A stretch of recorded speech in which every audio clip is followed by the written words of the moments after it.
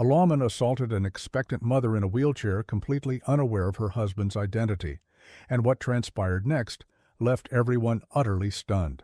Imagine how this all culminated. The sun blazed high in the celestial expanse, bathing the teeming amusement park in a radiant golden luminescence.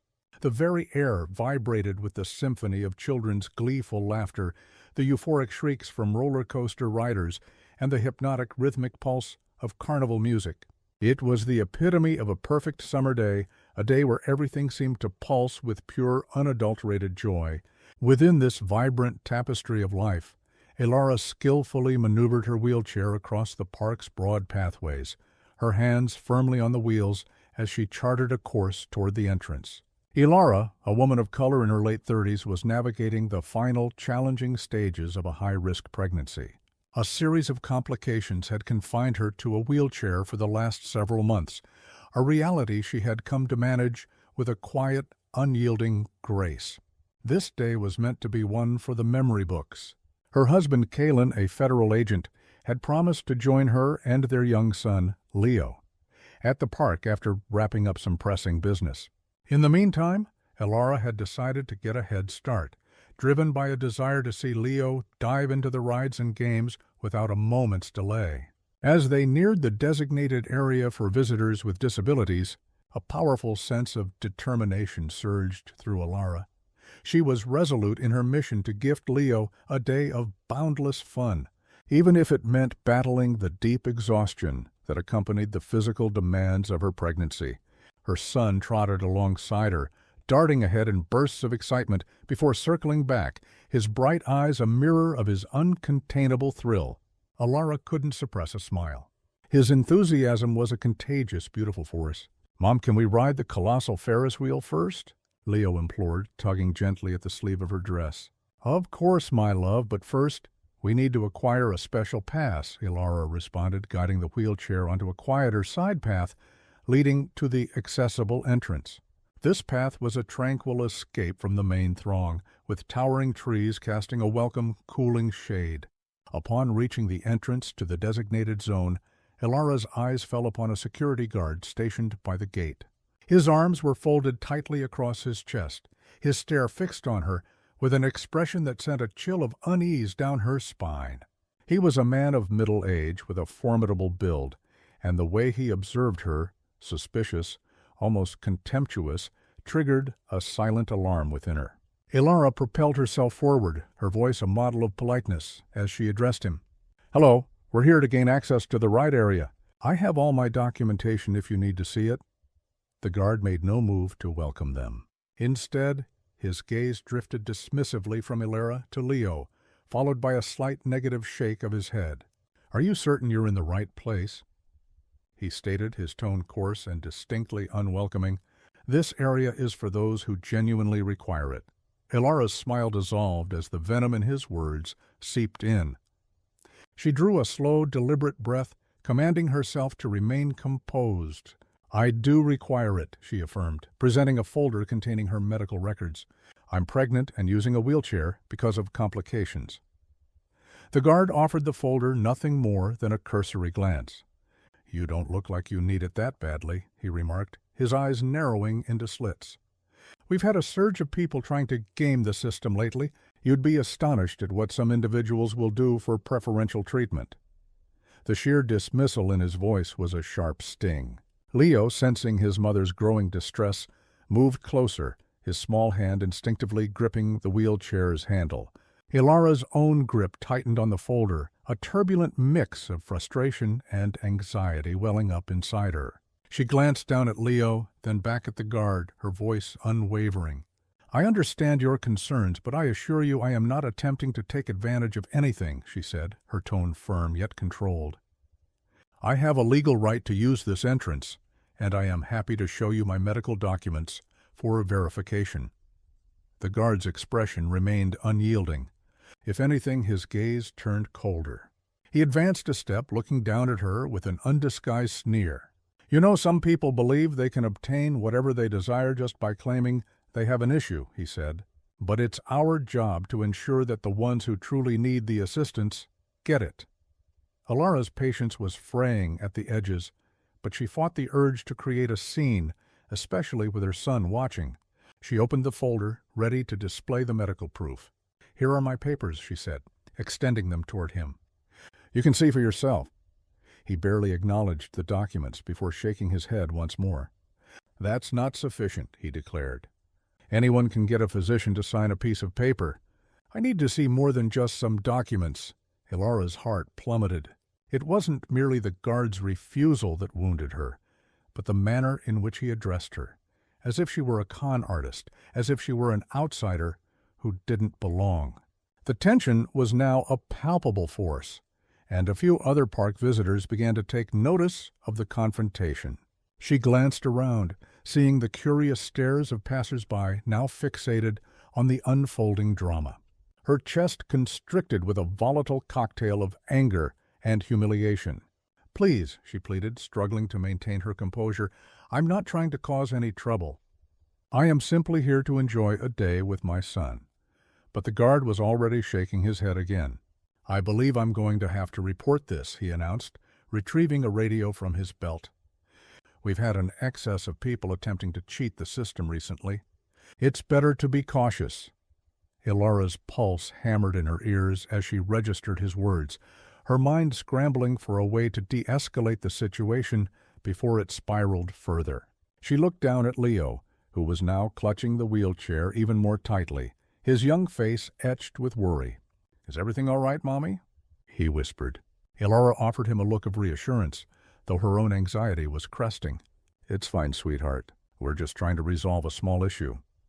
As the guard spoke into his radio, requesting assistance, Elara was consumed by a wave of frustration and utter helplessness. She had provided her documents, she had explained her circumstances, and yet it was deemed insufficient. It was as if he had predetermined her guilt, perhaps because she was a woman of color in a wheelchair. She could feel the crushing weight of the onlookers' stares, could hear the low whispers of those now captivated by the spectacle. A voice crackled over the guard's radio, confirming that a police officer was en route. Elara's heart sank deeper. She had desperately hoped to avoid involving law enforcement, keenly aware of how unpredictable such encounters could become. Her mind flashed to the stories she'd read, stories of individuals mistreated or worse during routine interactions with the police. She didn't want Leo to witness anything of the sort, but now, it seemed, there was no way to turn back. The guard clipped the radio back onto his belt and crossed his arms again, his expression as stern and inflexible as before. "You can wait right here until the officer gets here," he commanded, "and we will get this sorted out." Elora's hands clenched the wheels of her chair, her knuckles turning white as she willed herself to stay calm. There was nothing to do but wait. She had arrived at the park anticipating a day of pure joy, but now found herself teetering on the precipice of a confrontation she had never foreseen and felt utterly unprepared to navigate. As she sat there, with Leo glued to her side, the vibrant sounds of the amusement park seemed to recede into a distant hum, leaving only the thick, heavy tension hanging in the air. The moments stretched into what felt like an eternity as Elara waited by the entrance, the heavy burden of unease settling deep within her chest. Leo stood protectively close, his eyes darting around with a nervous energy. She reached out to gently touch his arm, attempting to project a sense of calm she was far from feeling, while her mind raced with a terrifying dread of what was to come. Before long, the flashing lights of a police cruiser materialized in the distance, and the crowd began to murmur, their collective attention shifting toward the approaching vehicle. As the car pulled up to the curb, an officer stepped out. He was a broad-shouldered man with a square jaw and an air of impatience about him. His name tag read Corbin. As he strode toward Elara, his expression morphed from one of indifference to a thinly veiled disdain. The guard quickly intercepted him, explaining the situation in a low, hushed voice. And though Elara couldn't discern every word, the tone was unmistakably skeptical. The officer's gaze landed on Elara, and he shook his head slightly, as if he had already passed judgment before a single word was spoken. "Ma'am," he began, his voice dripping with an unearned authority, "I've been informed there's an issue here. You're using a wheelchair to access this area, but there appears to be some question regarding the legitimacy of your need." Elora's jaw clenched at his words, the deep-seated skepticism in his tone painfully clear.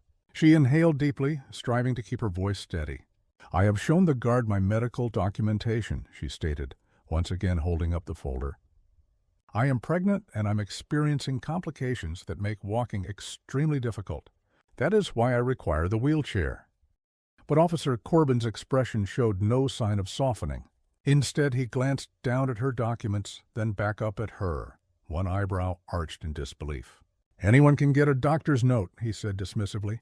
"You're going to have to provide something better than that." The guard, emboldened by the officer's presence, chimed in.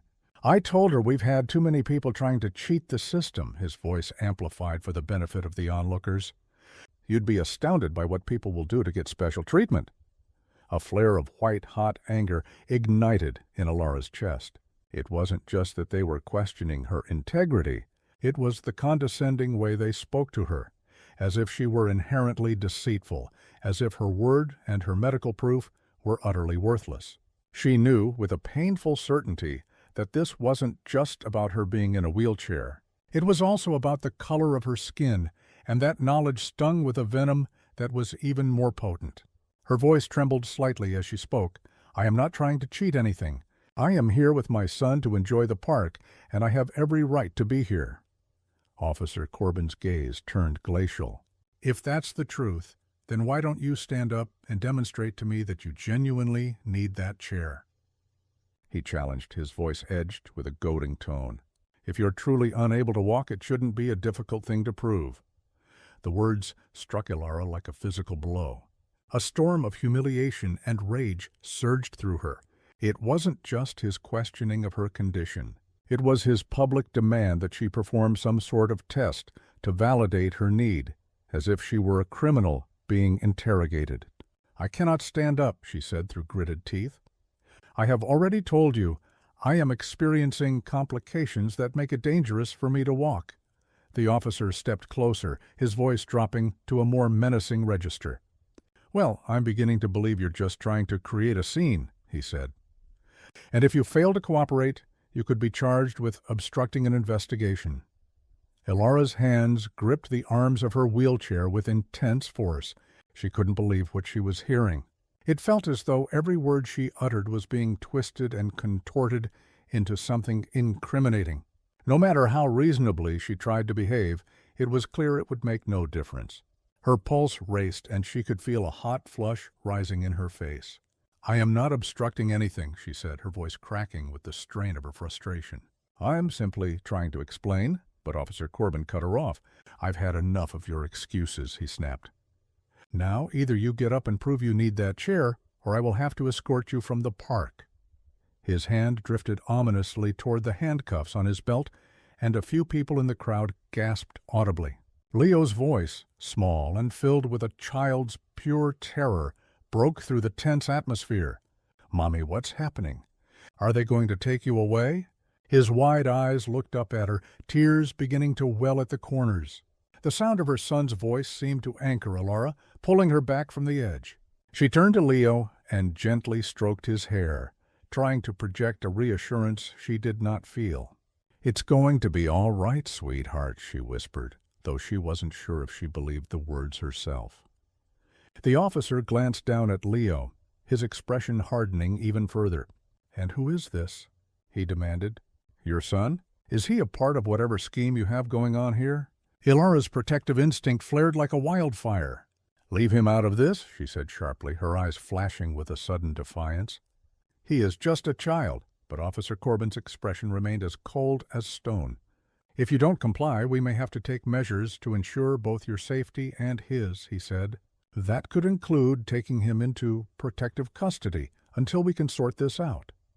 The threat hung in the air, a dark, suffocating cloud. Elora's heart hammered in her chest as she absorbed the monstrous gravity of the situation. It was no longer just her safety at stake. Now they were threatening to take her son. A wave of utter helplessness washed over her, but beneath it, a powerful surge of determination began to build. This was not a mere misunderstanding.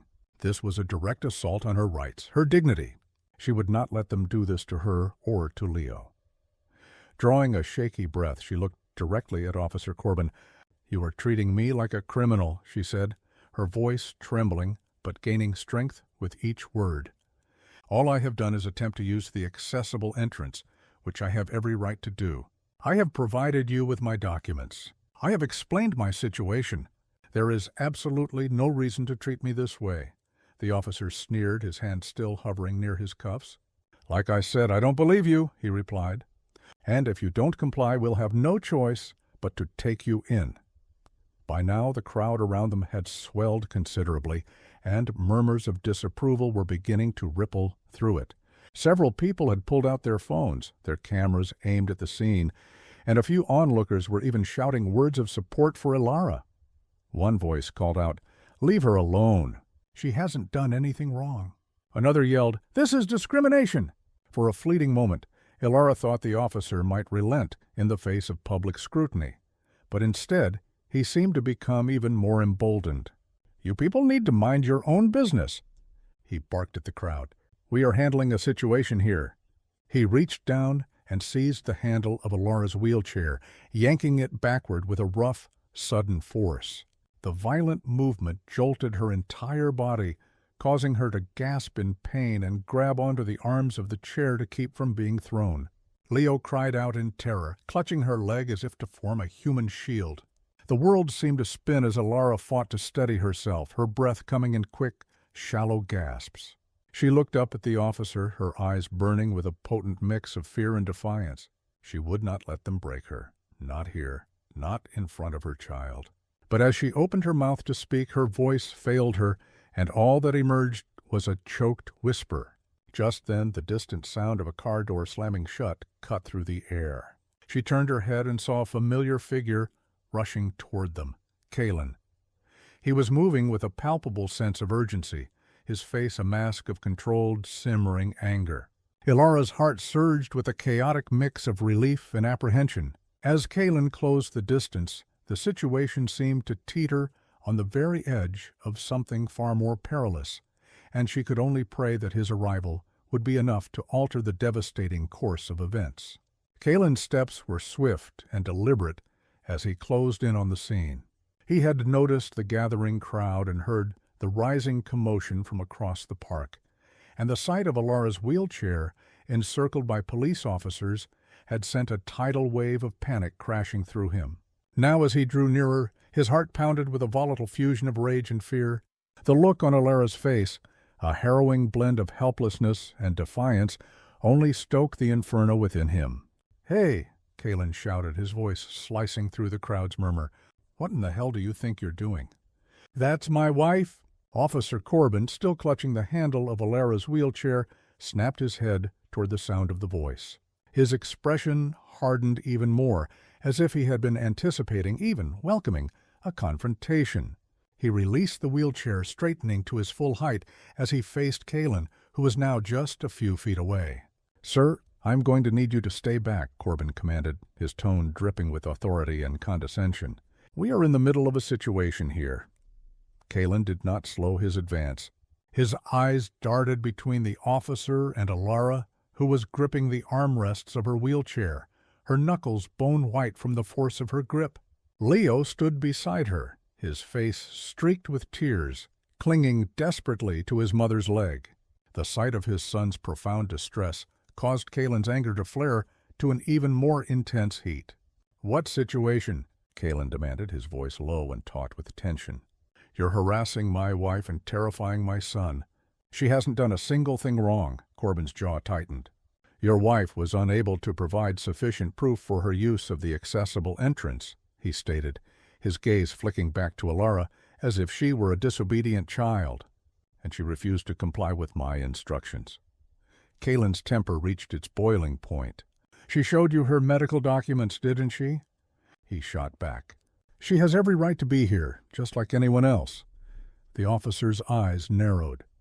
"Sir, you need to calm down," he said, his hand moving closer to the radio on his shoulder. "You are interfering with an active investigation." "Investigation?" Kalen scoffed. "This isn't an investigation. This is you abusing your authority."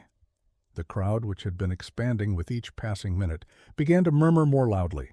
The tension was a living entity, a swirling vortex of curiosity, concern, and anger. Several people continued to record the encounter, their phones held high, capturing every word, every movement. Corbin's partner, a younger officer with a stern expression, stepped forward. "Sir, if you don't step back immediately, we will be forced to detain you for obstruction," he warned.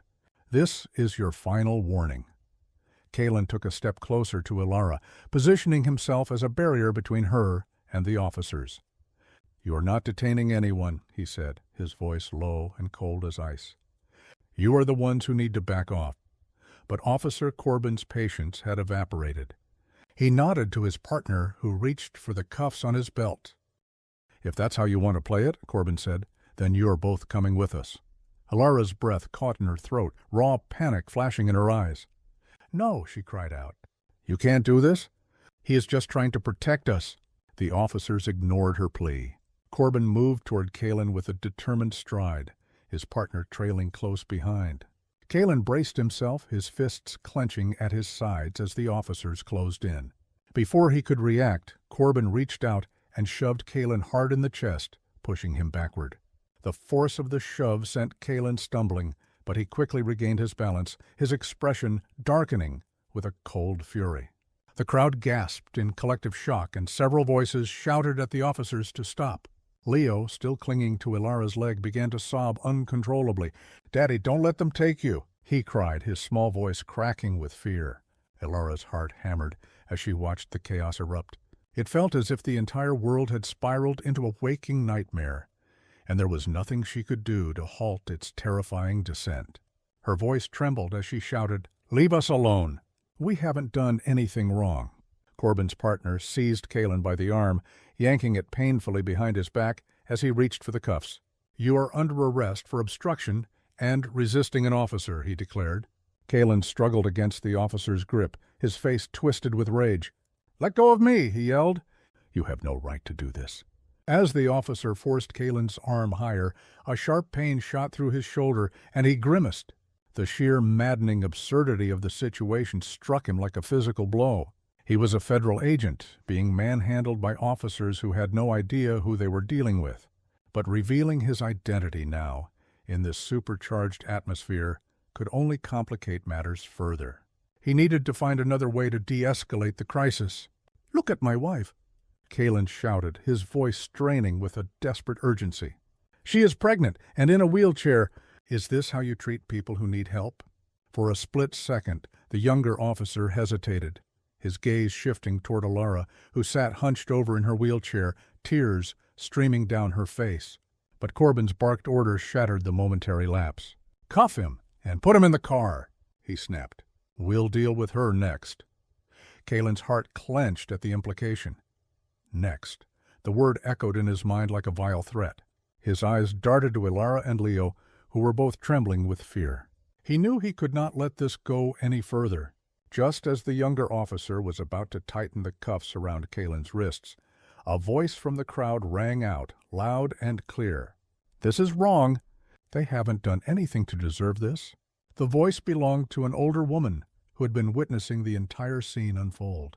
She stepped forward, raising her phone high in the air. "I've been recording the whole time," she declared, "and I'm not the only one. We all saw what you did." Other onlookers joined in, their voices growing in volume as they shouted at the officers to stop.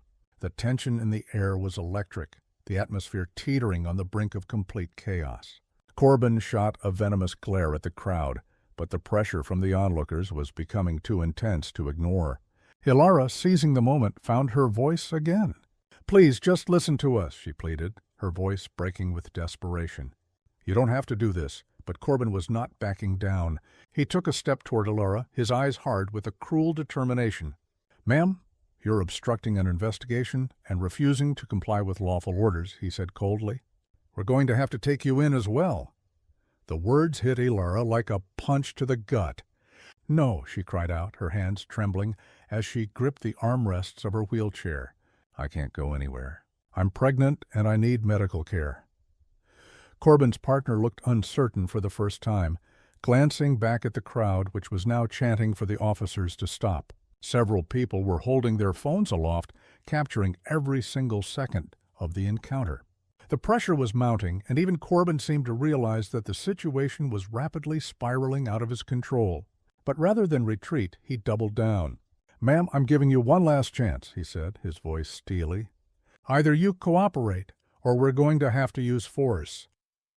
Kalen's mind raced as he struggled against the cuffs that were now hanging loosely from his wrists. He had to act, and he had to act fast. With one final explosive burst of strength, he twisted his body, breaking free from the younger officer's grip. Before Corbin could react, Kalen stepped forward and shouted, "Enough!" The word erupted from him with a force that seemed to stop time itself. The crowd fell silent, and all eyes turned toward him. Kalen reached into his pocket and pulled out his FBI badge, holding it high for everyone to see. "I am a federal agent," he declared, his voice clear and commanding, "and you are violating my family's civil rights." Corbin's face drained of all color as the badge glinted in the sunlight. He took an involuntary step back, the full crushing weight of what was happening finally sinking in. The younger officer froze, his hand still on the cuffs, raw uncertainty flickering in his eyes. The crowd erupted into a chorus of shouts and cheers, the pressure on the officers now utterly impossible to ignore. As Kalen held his badge aloft, the balance of power shifted irrevocably, and the officers suddenly found themselves on the defensive. But the situation was far from over, and Kalen knew that what happened next could determine whether this day would end in justice or descend into further chaos. Kalen's declaration hung in the air, a stark, undeniable challenge to the officer's authority. The badge in his hand glinted like a symbol of defiance, and the crowd's reaction, a symphony of cheers, shouts, and murmurs, grew louder still. For a moment it seemed as if the tide had decisively turned in favor of Kalen and Alara. But as Kalen held his badge aloft, he could see the volatile mixture of shock and rage brewing in Officer Corbin's eyes. This confrontation was far from over. Corbin's face flushed with a deep, furious red as he processed Kalen's revelation. He gritted his teeth, unwilling to be so publicly outmaneuvered. "I don't care who you are," he snapped, pointing a trembling finger at Kalen. "You are obstructing police work, and your badge doesn't give you a free pass to interfere. You need to back down now, or we'll charge you with resisting arrest." Kalen's jaw tightened, feeling his own anger surging once again. "You don't seem to understand what's happening here," he retorted. "You are violating our rights, and I am telling you to stop. This isn't about resisting arrest. It's about protecting my family from being brutalized." The younger officer, who had been standing behind Corbin, took a cautious step back, his gaze flickering nervously between Kalen and the incensed crowd. "Sir, maybe we should just let this go," he murmured to Corbin, his voice barely audible over the growing commotion. But Corbin's pride had been grievously wounded. He was not about to retreat in front of a crowd, especially not when his authority was being so flagrantly questioned.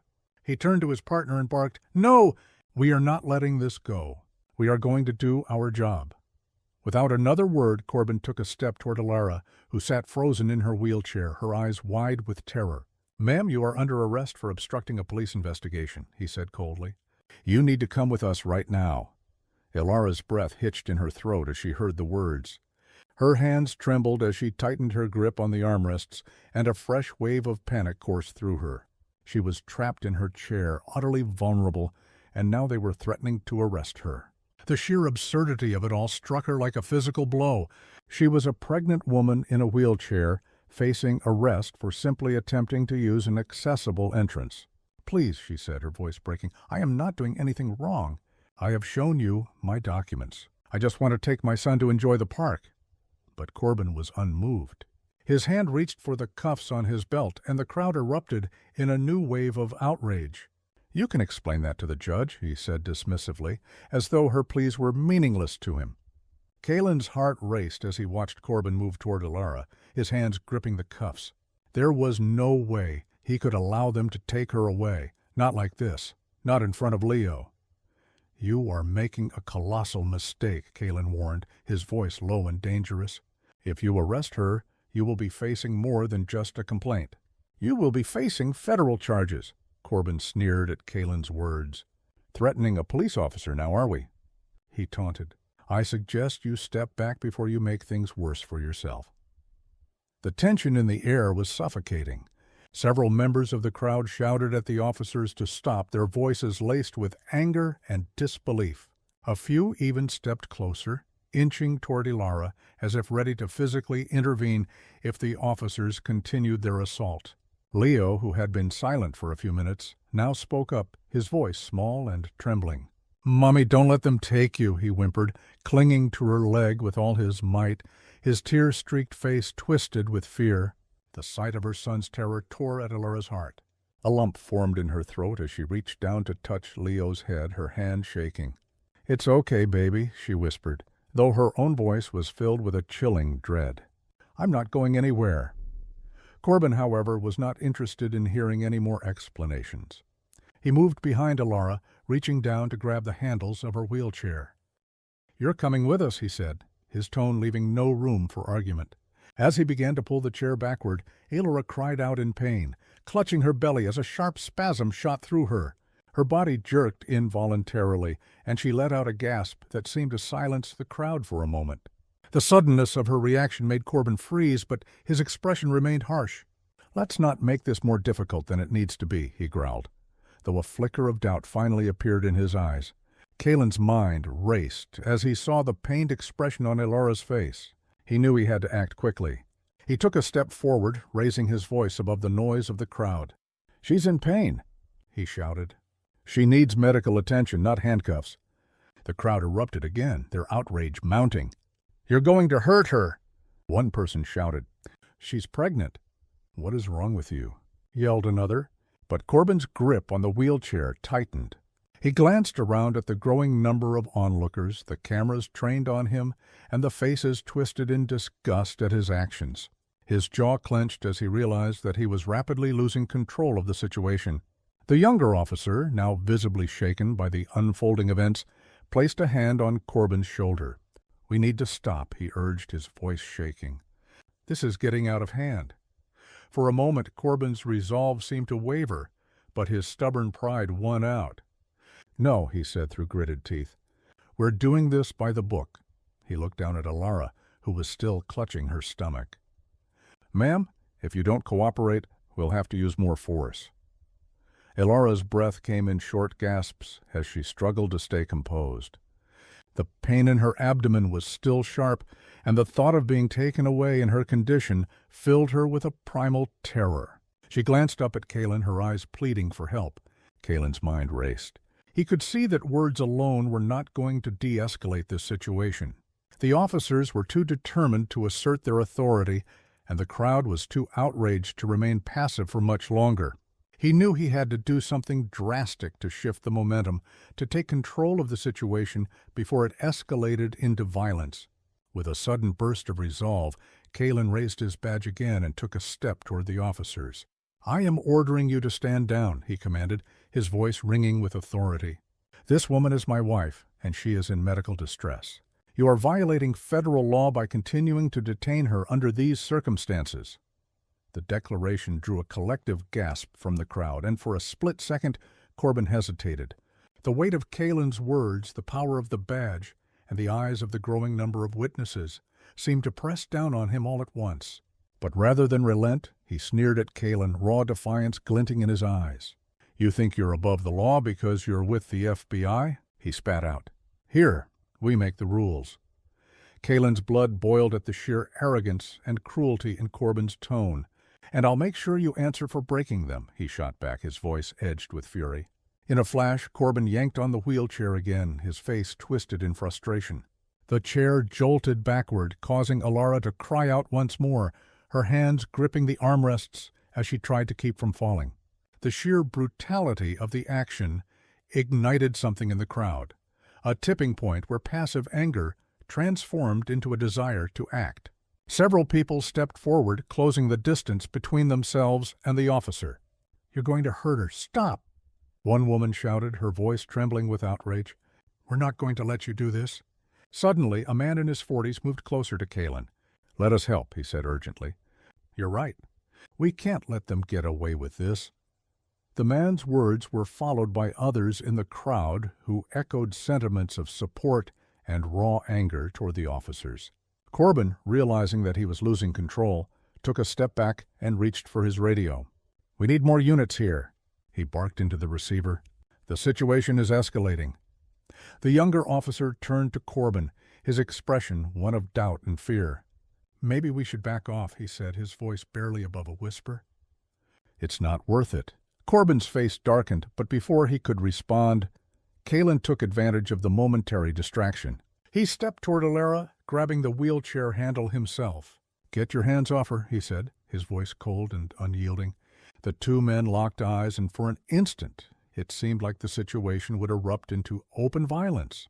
But then the sound of sirens in the distance broke through the noise of the crowd, signaling the arrival of additional officers.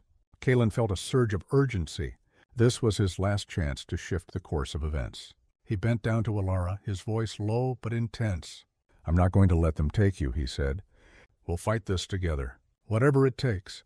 Alara nodded, her tears mingling with sweat as she looked up at him. "I know," she whispered, her voice full of a desperate, newfound hope, "and we won't let them win." As the additional squad cars arrived, the atmosphere crackled with tension, a silent acknowledgement that what happened next could change everything. The air was thick with tension as the sirens wailed louder, signaling the arrival of more officers. The crowd surged forward, their voices a cacophony of anger, outrage, and concern. Alara gripped the arms of her wheelchair, her knuckles white, while Kalen stood protectively in front of her, defiant and unyielding. He knew this moment would determine everything: the safety of his family, his career, and the message they would send to those watching. The squad cars screeched to a halt, and several officers poured out, their expressions a mixture of confusion and readiness to act. One of them, a sergeant with a stern face and a commanding presence, marched toward Corbin, who was still trying to maintain control of the situation. "What's going on here, Corbin?" the sergeant demanded, his eyes narrowing as he took in the sight of Kalen, Alara, and the agitated crowd. "We got a call for backup, but this doesn't look like any kind of serious threat." Corbin turned toward the sergeant, his face a mask of frustration and bruised pride. "This man," he spat, jabbing a finger toward Kalen, "interfered with a lawful investigation, and now the crowd's getting out of control. His wife refused to comply, and they've been obstructing justice." The sergeant's gaze shifted to Kalen and then to Alara, who sat hunched over in the wheelchair, her hand resting protectively on her pregnant belly. His eyes softened slightly as if the absurdity of the situation was beginning to register. "You're arresting a pregnant woman?" he asked, a note of incredulity in his voice. "She's refusing to cooperate," Corbin snapped. "And this guy," he gestured toward Kalen again, "claims he's with the FBI." The sergeant's eyebrows shot up at the mention of the FBI. He turned to Kalen, his tone skeptical but more measured than Corbin's. "Is that true?" he asked. "Are you really with the Bureau?" Kalen's pulse quickened. He had already revealed his badge, but the moment had come to formally assert his authority and make it clear who they were dealing with. He stepped forward, his voice steady but edged with urgency. "Yes, I am an FBI agent," he said, holding out his badge once more. "Kalen Rourke, and I can tell you right now that what's happening here is a gross violation of my wife's civil rights." The sergeant studied the badge and then Kalen's face, as if weighing the truth of his claim. Meanwhile, Corbin's expression darkened further, his pride stung by the realization that he might have overstepped his bounds. But rather than back down, Corbin sneered and muttered, "Just because you flash a badge doesn't mean you get to break the law." Kalen felt a surge of anger rise in his chest, but he kept his tone controlled even as his words came out with a bite. "I'm not the one breaking the law here. You are. You've threatened my pregnant wife with arrest despite her providing medical documentation. You've put your hands on her, yanked her wheelchair, and escalated the situation to the point of calling for backup, all because you chose to treat her as a criminal instead of a person who needs assistance." The crowd's murmurs grew louder, their support for Kalen and Alara becoming more vocal as they listened to the exchange. Several people shouted out in agreement, while others continued recording the scene on their phones. The sergeant's expression shifted slightly, and he took a step back, giving Corbin a hard look. "Is this true?" he asked. You laid hands on her. Corbin bristled, crossing his arms defiantly. She was resisting, he said stubbornly. We had to maintain control. The situation was getting out of hand, and she refused to comply with my instructions. Kalen cut in sharply. She wasn't resisting. She was in pain. Look at her. She's a pregnant woman in a wheelchair. What kind of threat could she possibly pose to you? The sergeant's jaw clenched, and he took another look at Alara. She was breathing heavily, the strain of the confrontation clearly taking a toll on her. His eyes softened as he took in her condition, her obvious vulnerability. He glanced back at Corbin, his expression hardening. This doesn't sound like the kind of situation that required this level of force, he said coldly. You should have exercised more discretion. Before Corbin could respond, Kalen stepped closer, his voice growing louder, filled with righteous indignation. This is why people don't trust the police, he said, addressing not just Corbin, but the other officers as well. When those who are supposed to protect and serve act with this kind of arrogance and disregard for the public's rights, it damages the very fabric of our society. His words seemed to strike a chord, not only with the crowd, but also with the other officers present. Some of them shifted uncomfortably, while others exchanged uneasy glances. The tension in the air seemed to thicken, but there was also a sense that something had changed, something had cracked in the officers' united front. Corbin, however, was not willing to back down. His pride had been wounded too deeply, and he had already invested too much in this confrontation. He took a step toward Kalen, his voice dripping with sarcasm. You think you can come here, flash your badge, and act like you're above the law, he said. Just because you work for the feds doesn't mean you get to do whatever you want. Kalen's patience finally wore thin. He took a deep breath, locking eyes with Corbin. This isn't about me being above the law, he said, his tone deadly calm. It's about you abusing your power. And if you don't de-escalate this situation right now, I will make sure there are consequences for you and for everyone involved in this abuse. The sergeant stepped between them, raising a hand as if to physically separate the two men. Enough, he said, his voice firm. We're not going to continue this in front of the entire park. He turned to Corbin, his expression a mixture of anger and frustration. Stand down, he ordered. We are not arresting her, and we are certainly not arresting him. This situation has gone far enough. Corbin looked like he was going to argue, but the sergeant's authoritative tone left no room for discussion. He turned back toward Alara and Kalen, his expression hard, but not as openly hostile as before. We'll let you go, he said gruffly, but this isn't over. I'll be filing a report about this incident. Kalen nodded, his gaze still fixed on Corbin. You do that, he replied evenly. And I'll be filing a report of my own. I'll make sure that this goes all the way up the chain.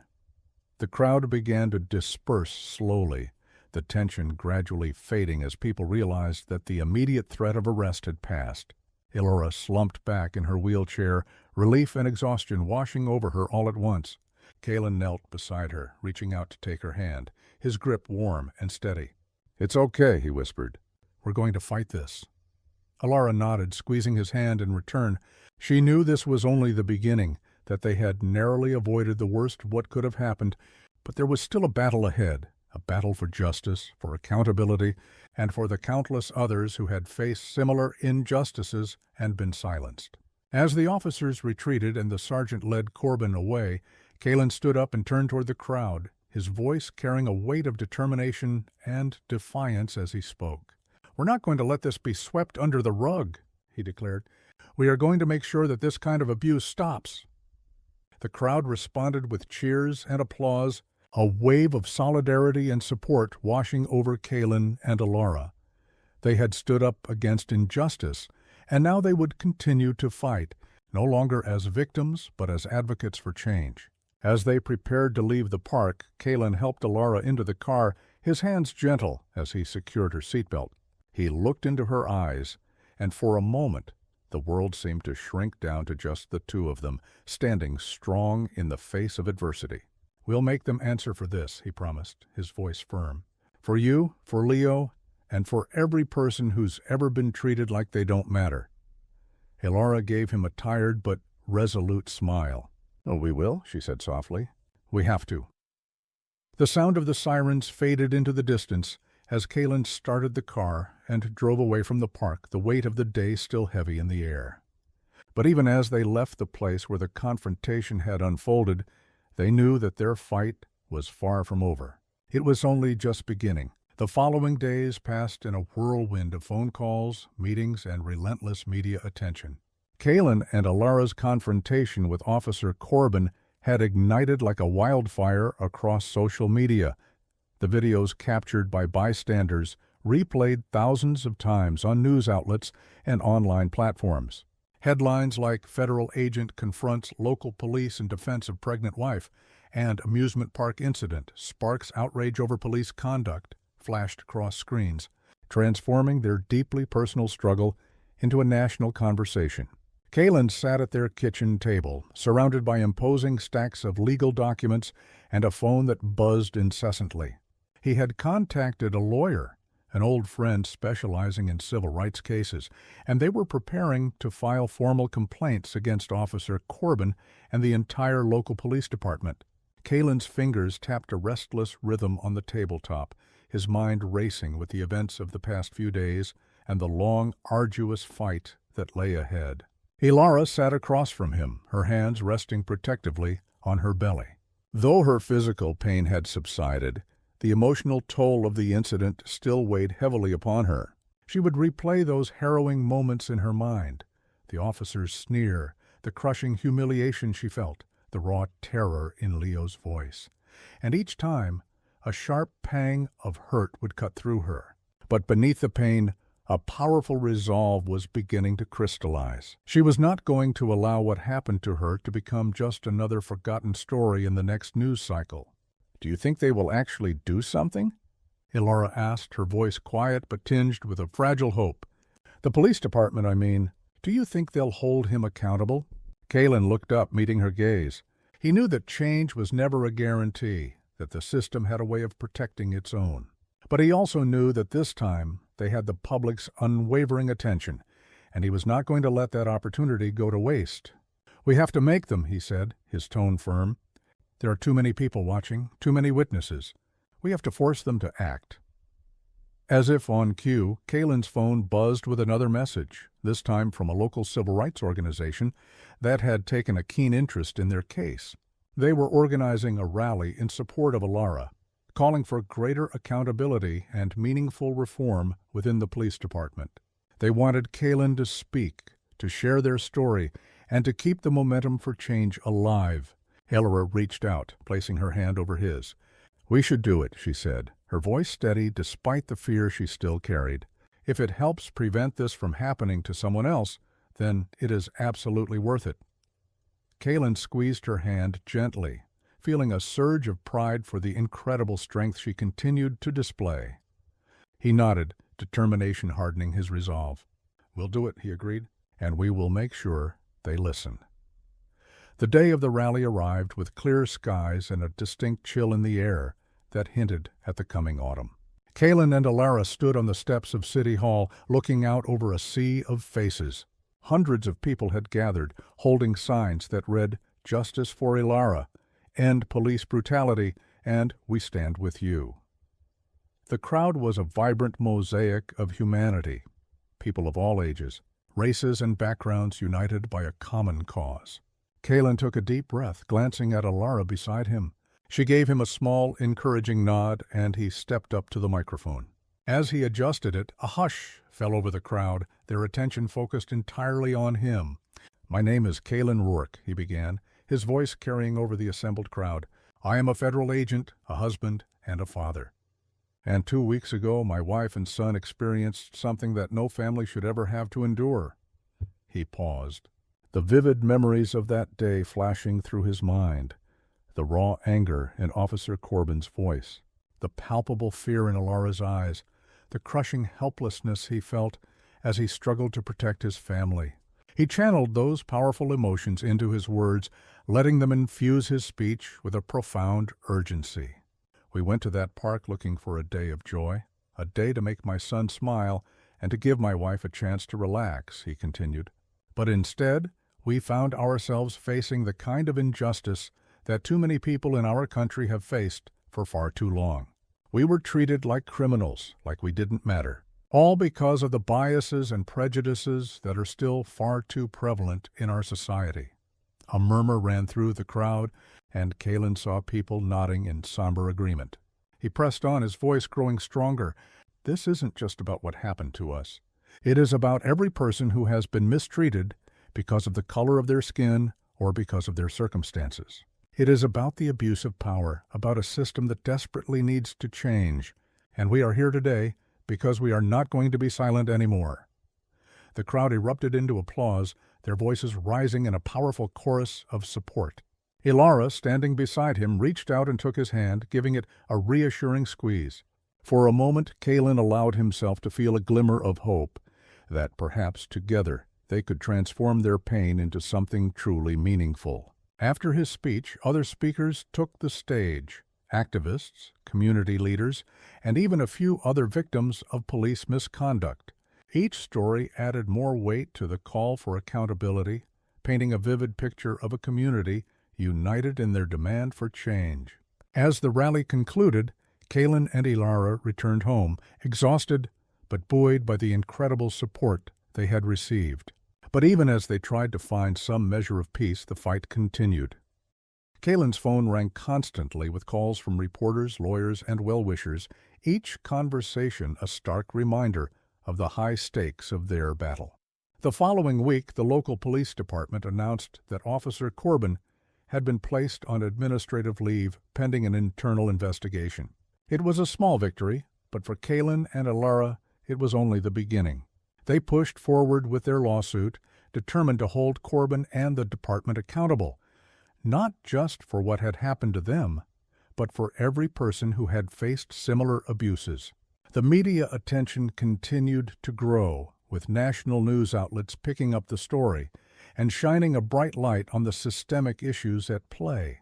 Kalen found himself speaking at more events, sharing their story and calling for broader reforms.